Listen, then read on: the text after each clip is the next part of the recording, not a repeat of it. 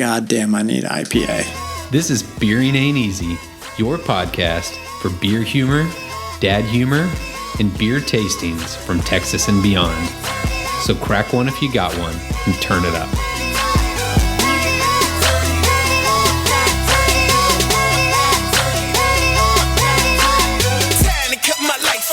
Welcome to Beering Ain't Easy, Season 2, Episode 29, with Ryan and Drew.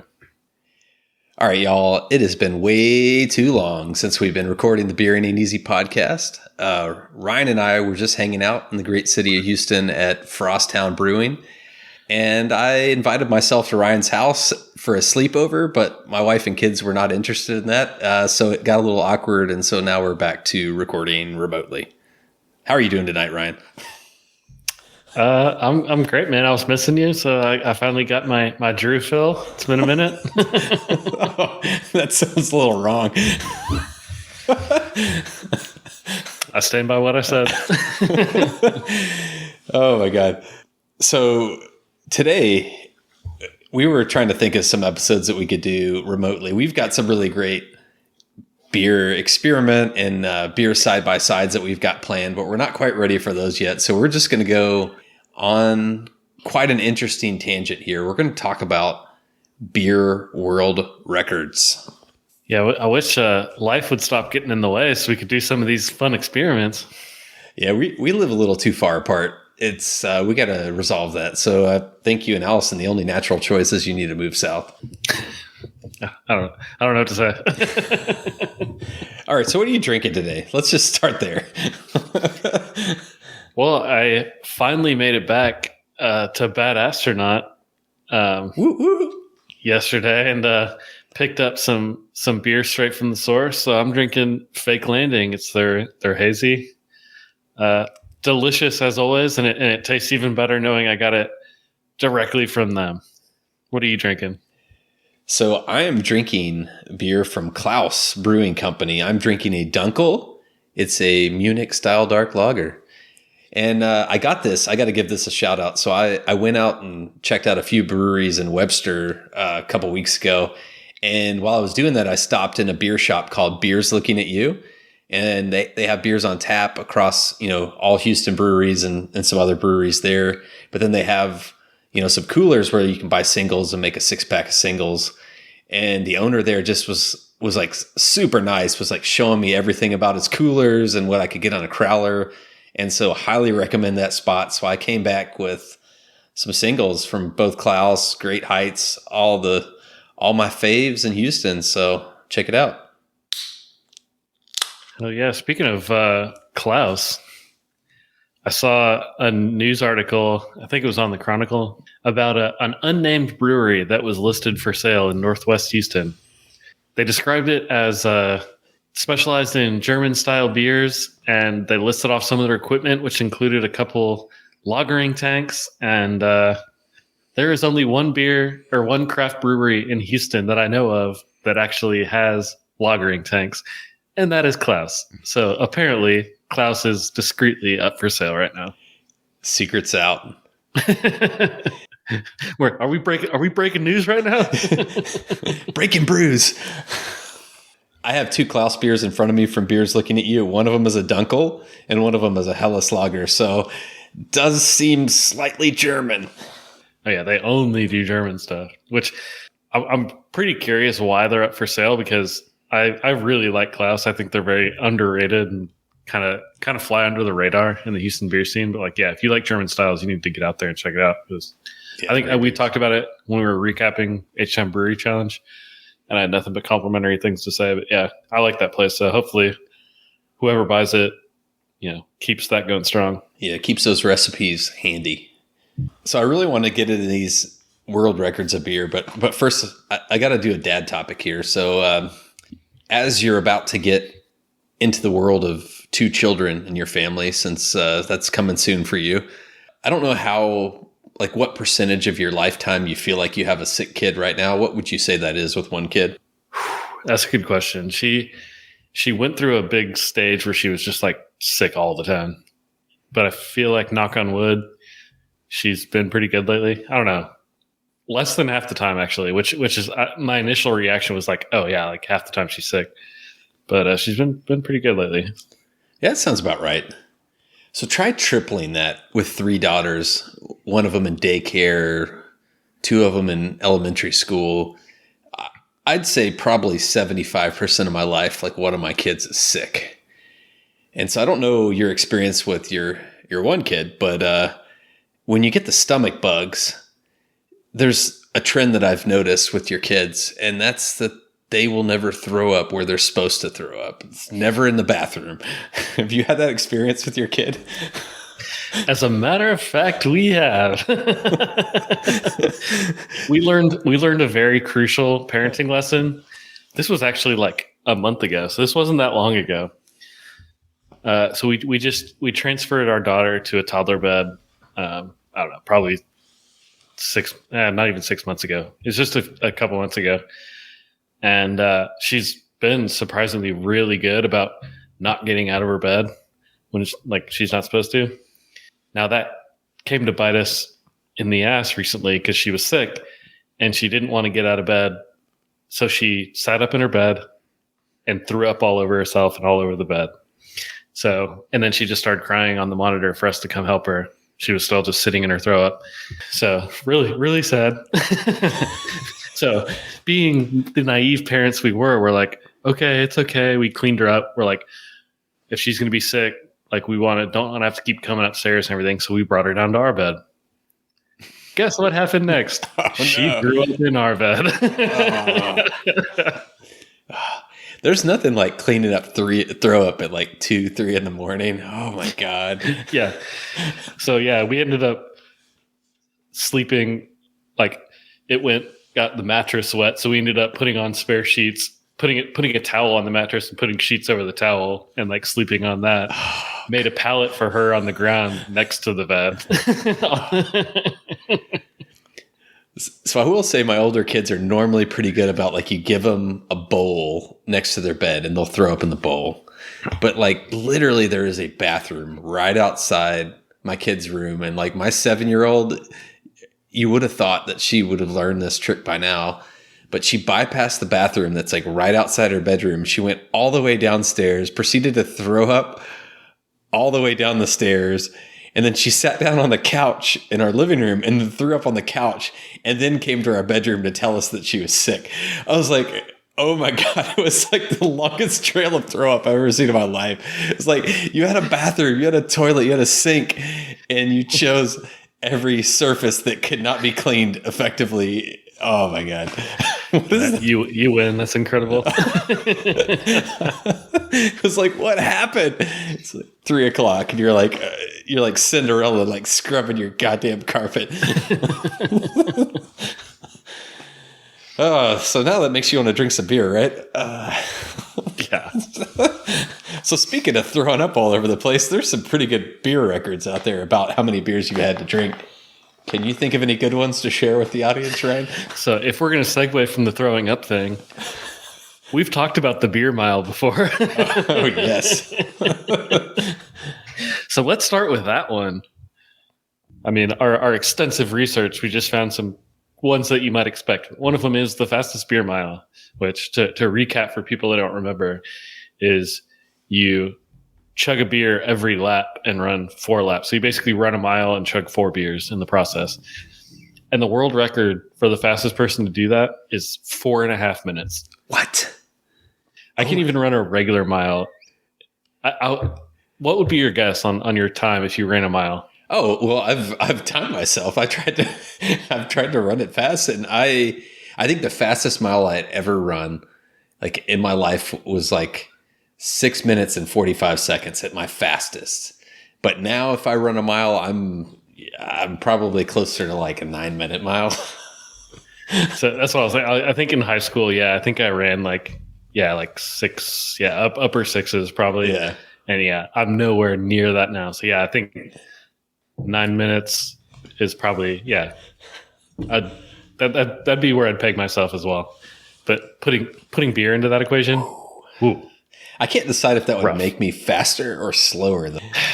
It's tough because like we talked about the other episode, like, when you kind of get that little bit of a high from drinking beer and you just like start sprinting randomly? Like, I mean, does it give you a little extra boost? I don't know. This is true. We have touched on adjacent topics to this, I suppose. But okay, actually, speaking of adjacent topics, let me know if you've ever tried this. In college, we heard about this challenge of, I think it was drinking 7 beers in 7 minutes. So basically, every minute you had to like shotgun a beer basically for 7 minutes. And could you do it? We were like, that's like a lot, but like it's not like that much. So we tried it. Oh, Jesus. On the third one, I was out. I was like, I can't do this anymore. Like, no way. I mean, I've heard of Power Hour, but that's a different level right there. That's a full beer. our buddy that was the best drinker of all of us threw up after the 5th one, if that tells you anything. Oh. So to do 4 and run a mile in the process is I can't even do 4 without running, apparently. So But if you threw up, would you throw up in a bathroom or would you throw up all over your family's furniture? I would throw up all over the track and then run up and down the bleachers, throwing up all over the bleachers. Yeah, fair enough.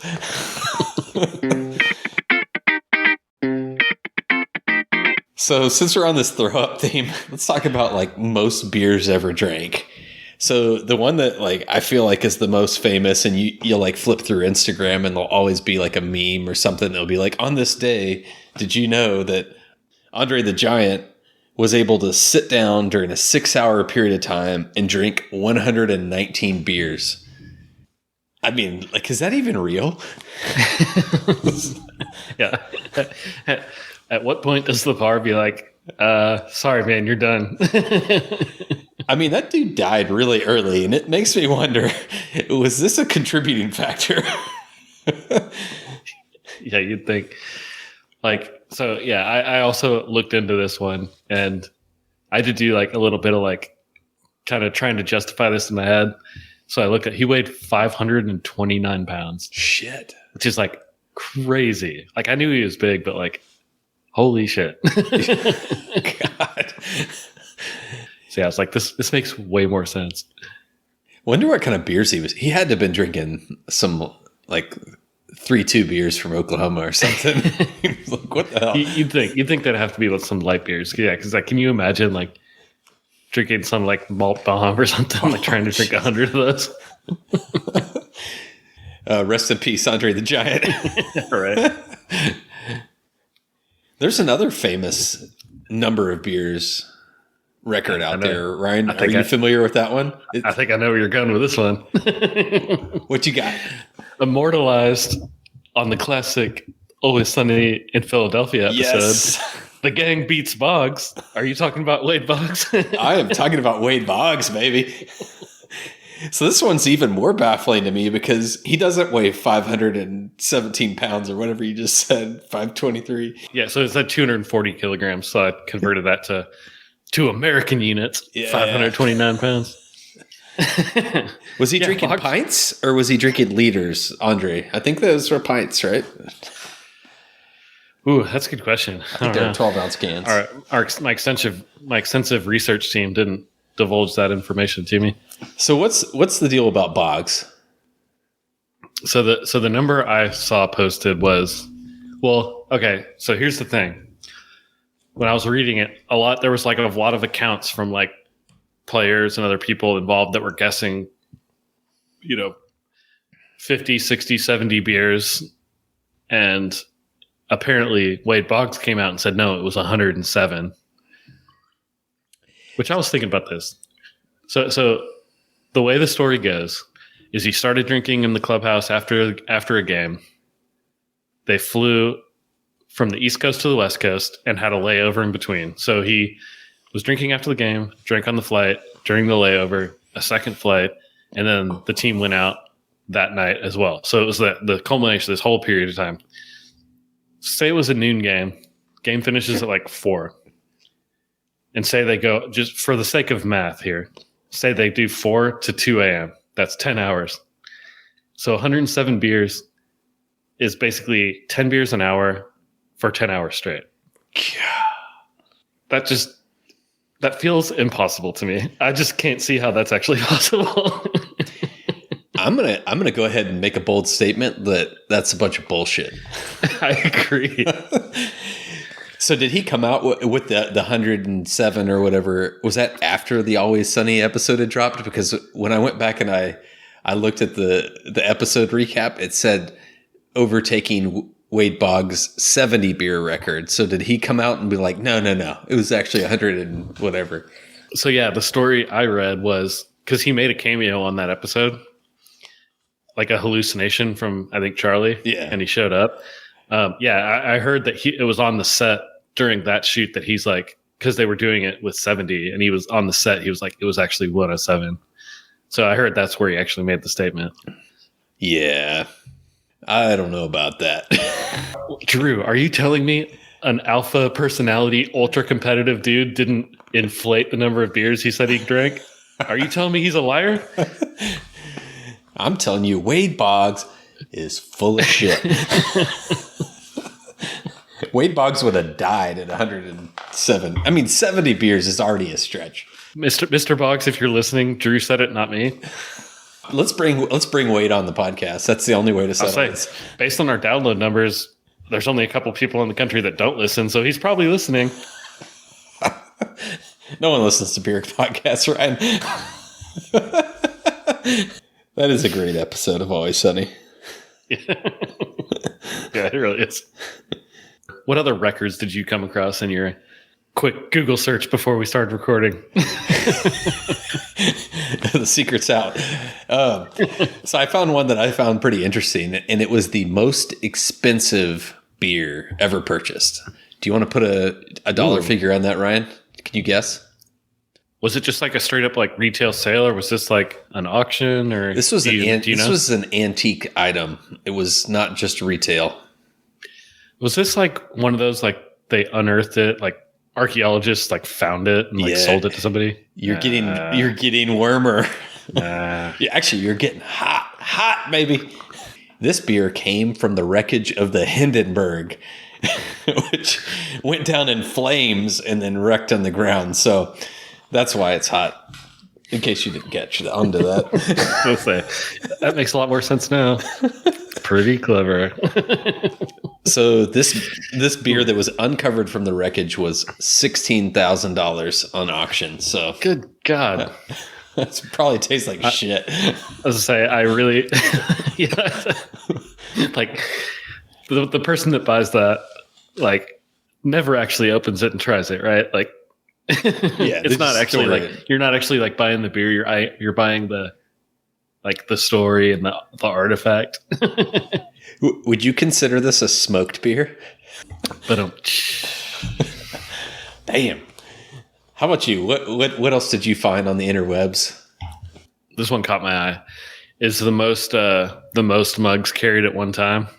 Because you always see the pictures of like the beer maids or whatever at Oktoberfest that carry all the steins out. They're like, they have like a crazy amount that they're carrying around. So I saw the world record for that was a guy who carried 27 of them for 40 meters. Can you convert that to American measurement? to American units? This metric system is fancy. Yeah, it's 130 feet. Thank you. Yeah. So here's my question on that one. Do you think you'd be capped by the number of mugs you could carry or by the weight that started accumulating? What do you think would be your limiting factor? That's a great question. 27 feels like it'd be pretty damn heavy. Yeah, I think so. I'm trying to think of like just like how many mugs I think I could actually get my hands on. I think I would be limited by the number because I feel like I could only like maybe like get like 10. I'm not sure how I'd get much more than that. So when you've gone to a Mexican restaurant, what would you say the maximum number of plates that's been carried by a server is that you've seen? Because I've seen some motherfuckers like really carry some plates. So I feel like if they were entered into this competition, they may have been able to top that. That's a good point. See, like dudes walking with like their arms out wide, bouncing like mugs all down their arms and on their back and on their shoulders. It's a gift. It is a gift. there's one that is kind of a simple beer record, but it ties back to some of the Beering Ain't Easy podcasts. Since we've done some beer chugs and some shotgunning, do we even have on record what the fastest beer chug on the Beering Ain't Easy podcast is? Because I feel like we should keep those kind of records. Do we have that? Ryan, you're our record keeper. You got it? No, because we don't need to put those numbers out in the world because they're pathetically slow. World record beer chug. Drum roll. It is 1.3 seconds. That's insane. I did see this one for a liter, right? Yeah, it wasn't even like a 12-ounce can. Jesus. I mean, I've been caught on this podcast being incredibly slow at shotgunning. So yeah, 1.3 seconds is just unfathomable to me. I don't know like what is a relative, like what my relative time is on a liter, because like the only thing that I feel like I've probably timed is either a 12-ounce can or the one time that I timed drinking a pitcher of beer when I dunked my Aggie ring. That was like, so I was waiting to bring that up. Yeah. I've got no shame. There were women that just completely drank me under the table when it came to the time on that. But I didn't feel terrible about my time. It was 1 minute and 5 seconds for a pitcher of cold beer right off the tap. It was not flat. It was not warm. It was actually one of my prouder moments. So I was going to say, I've heard people go to pretty extreme lengths to make this easier, like leaving it out, pouring it back and forth to work out all the carbonation, like make it flat, which sounds like pretty gross. Yeah, I was dumb. Like I just didn't even know. Like it was October, November, and me and my buddy Mike, at the time, you could go to Northgate in College Station and you could drink beer like anywhere on the back. Like you just get a beer inside the bar and just walk out in the back parking lot. And like some people in the parking lot would bring their own like 30 packs of Keystone and they'd be drinking out there, which is all changed now if you go to College Station. But I just walked into the bar, ordered like a cold ass pitcher of Miller Lite, and me and Mike just got up and we stood up on top of basically like the park bench. And we chugged those things. And I just remember being so cold because it was like November. And I didn't want to get my shirt wet because I knew I would spill a little bit of beer on it. So I went down to my undershirt and I was drinking an undershirt in November. And I just remember like my teeth chattering. I was like, somebody please help me. But I got it. Your approach sounds much more informal than my wife's approach. Like the sorority girl where they get the bleachers and they all do it at the same time. It's like this whole production. Probably a TikTok video with it if TikTok was around back then. Yeah, if TikTok was a thing. What was the thing back? Was Vine? It probably wasn't. Vine wasn't a thing by then, probably. I think I had a cell phone at that point. We're old. Speaking of old, this is a great segue, by the way. Oh, hey-o. I traveled up to Oklahoma a couple of weekends ago for the Nook 2nd anniversary party. And I had a realization while I was sitting in the airport. I knew I was starting to get old when you start realizing that all the professional athletes are younger than you are. But it hit a second level of feeling old when I realized that like all the pilots and stuff that I saw going by were all younger than me too. I was like, oh, holy shit. It's like I used to think these were like very established adults, and now I'm like, these are kids. Like, what's going on? Have you ever had any of those kind of epiphany moments about your age? Oh God, all the time.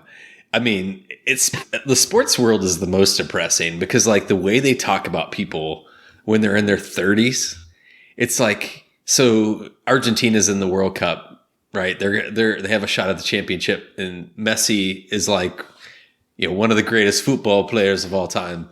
And they're like, and he's 35. I can't believe he still can walk. And I'm like, oh, God damn it. So the sports world's especially depressing once you start getting your 30s, or in my case, you hit the big 4-0 this year and you're like, whew, everything just falls apart. Yeah, man. I mean, the only person older than me in the sporting world is like Tom Brady. And he's having a rough year. Tough sledding. Tough sledding for the goat this year. Sorry, Tom. So I feel like there's got to be some more records or fantastic beer information out there. Ryan, I feel like you're the guy that needs to break the news here.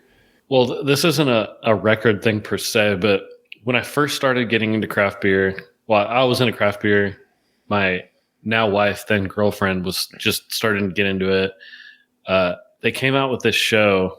It was called Brewdogs, and it was the founders of Brewdog, the brewery in the UK. Yeah, and they would travel around the world and kind of visit some big time breweries in those locations, and they would brew a beer inspired by the location they were in. Did you ever hear or see this show? I never saw the show, but I've heard things about Brewdog, at least in recent history. Well, yeah, I mean, I think things took a little bit of a more controversial turn. Controversial turn, but back in the day, they just seemed like fun-loving dudes. Maybe a little too much fun-loving, but Ryan's getting canceled along with Brewdog. So, but I mean, they would travel around. So, like, they went to like San Francisco, and they're known for the fog and the steam, or the fog. So, they rigged up a contraption to harvest the fog, and they brewed a beer with the water that they harvested from the fog. And then they went somewhere else that was like known for their like frozen lakes, and so they brewed a beer underwater, under the frozen ice at the bottom of the lake, and like went to Nashville and powered their brew system with musical instruments and stuff. So they would travel around and just like do these like crazy cool things. And so I feel like they probably set a number of world records, like just by the nature of the things they were doing that like no one else has ever done. And it was like a very unique and entertaining show. And it's kind of like, it didn't last super long, I guess, because like, I don't know, craft beer wasn't that big, but it was a cool idea. Like when you mentioned this and when you mentioned the show, like I was doing my own, 5-minute research for the episode. And like one of the ones that jumped out at me is they currently hold the highest alcohol content beer in the world at 55% alcohol, which at that point, I don't know if you can really call it beer, right? I mean, come on. That's like more than, it's like pure grade alcohol. But what I thought was the most funny about this 55% beers is that the beer is called the End of History Ale, and it's packaged inside the carcasses of dead animals. So they have a bottle of this beer and it comes in a taxidermied animal. So they were using squirrels and like other rodents to like sell this beer. I mean, like, who comes up with that, man? This is great. I mean, that tracks with all the stuff I was just saying. I mean, how much would you pay for a dead squirrel 55% ale? Not as much as I'd pay for a bottle of beer from the Hindenburg. Yeah, I was about to say, maybe not Hindenburg prices, but I'd drop a dime on that.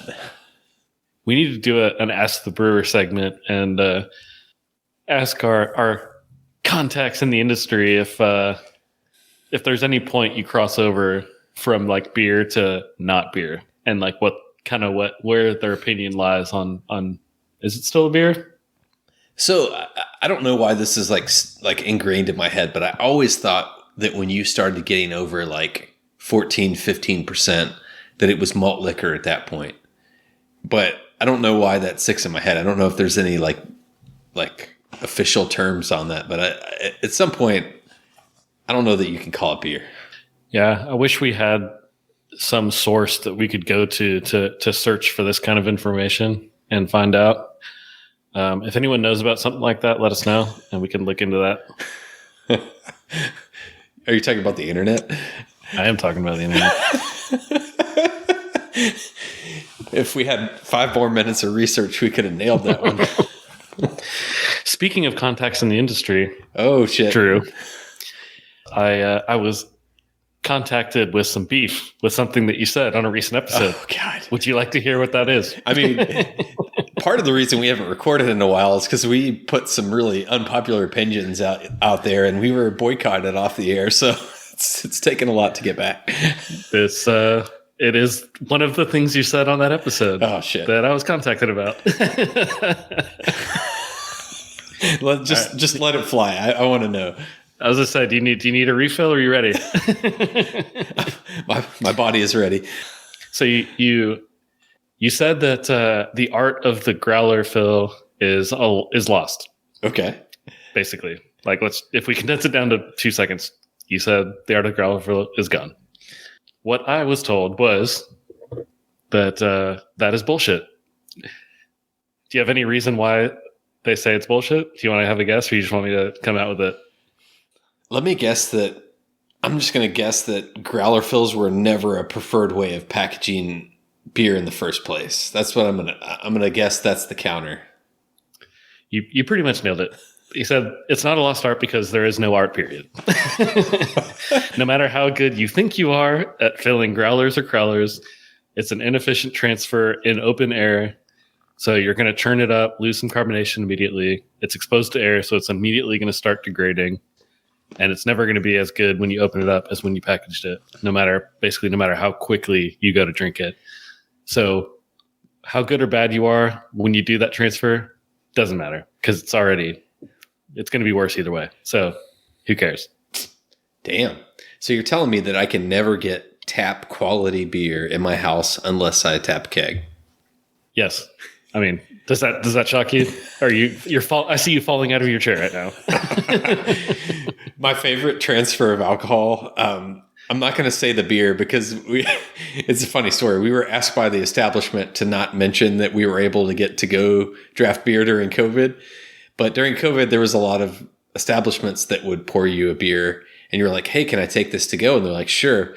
So Adam brought me back a beer that was literally a pint, and he took like a little bit of like saran wrap and like put it on top of the beer, and he brought me like a pint of the beer from downtown Houston, and he drove it back to the house in Pearland and gave me that beer. And it still lost a little bit of carbonation, but it was the closest I could get to a tap beer at my house. I mean, it's a pretty G move by Adam to do that. Yeah. The fact that he brought it back, he's like, dude, they serve this beer. You got to try it. I was like, it was really like probably one of the only good things Adam's done for me. And I was going to say, props to him, because no offense, but I would never do that for you. I'd be like, that sounds like a nightmare. I'm not doing that. Like spill all over your car. Yeah, it takes a lot of dedication. I mean, we did some weird shit during COVID. I mean, let's be honest. I literally bought these mason jars that had a handle on it. So it was kind of like a mug mason jar, but you could put the sealed tops on it. And I would go to the Flying Saucer and I'd ask them to fill me a draft beer, and I sealed it with the mason jar, and I would bring back like 3 draft beers to my house. It was like, and I thought I was like the most innovative motherfucker in the world, walking in with my mask, getting some draft beers in a freaking mason jar. It's just, those are strange times, Ryan. I don't know that I could ever go back to that. Why did we stop innovating? Think of where we could be if we just ran with these ideas. I mean, there was no to-go margaritas in Texas before COVID, so it's kind of a blessing and a curse. Got to look at the silver lining, right? Yeah. All right, back to the records, eh? World record for the worst beer podcast. Hey, listen to our podcast. We talk about saran wrapped beers. People come here for the facts, Ryan. They come here for the facts. So, I mean, speaking of facts, I mean, since you brought up Brewdog, should we bring up like the top 10 records of most offensive things they've done as a company? I don't know why, but like, you know, I have these different Instagram accounts that I follow, and there's this one that's called like username with beer in it, I think is the name of it. And every other post they make is like something about Brewdog, but they're located in the UK, and like I don't get like 90% of their memes because it's all about the owner and like stuff that he's done. So I can only guess what kind of dumb shit they've done over there. But yeah.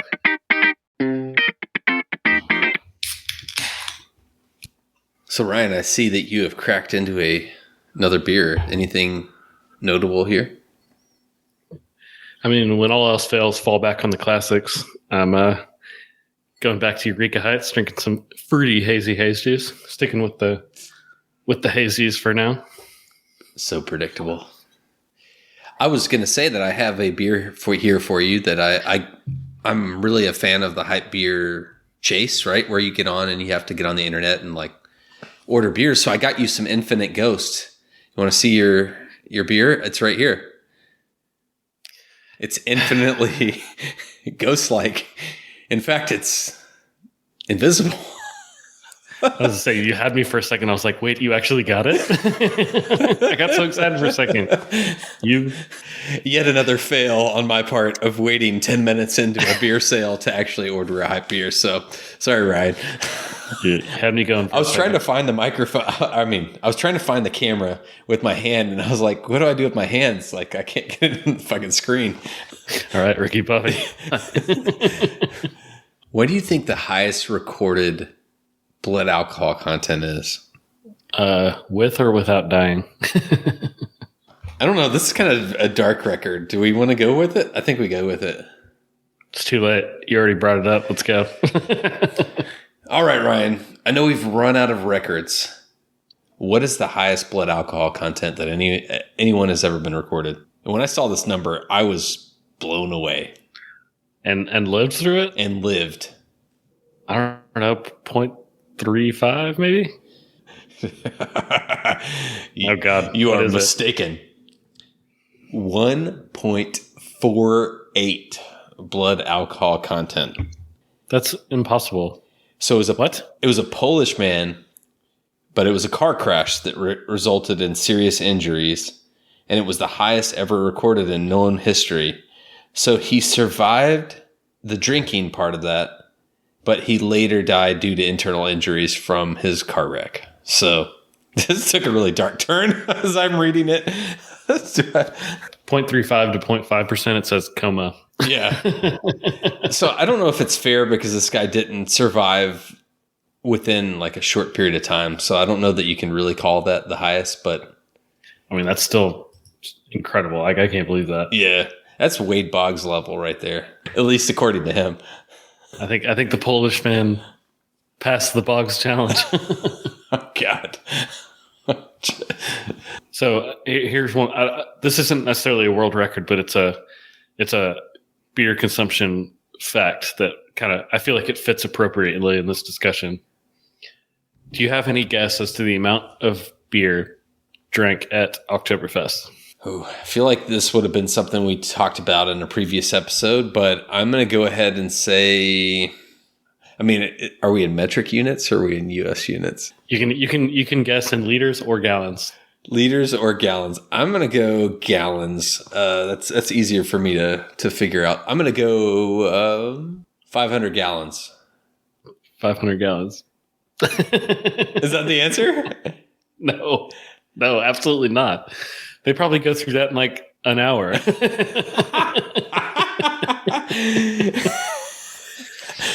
2 million gallons, 131,234 kegs over 2 weeks.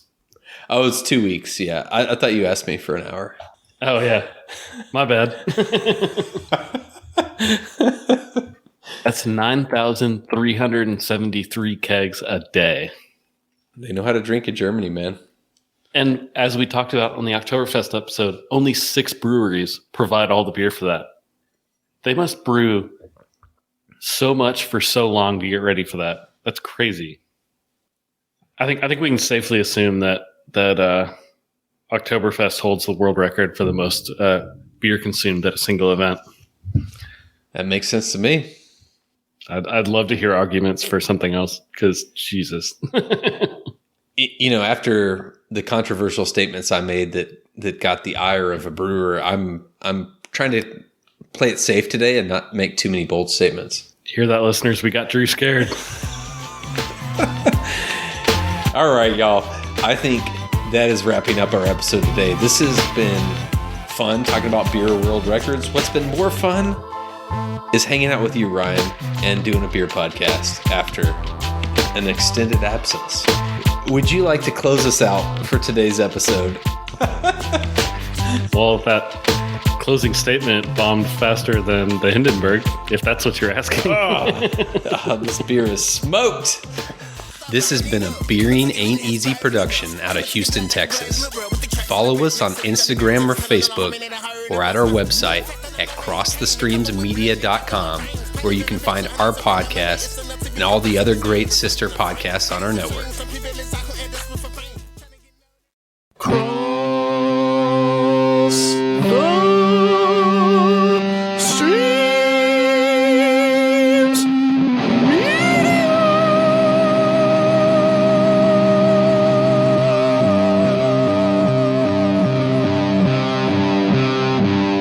This has been a Cross the Streams Media Podcast.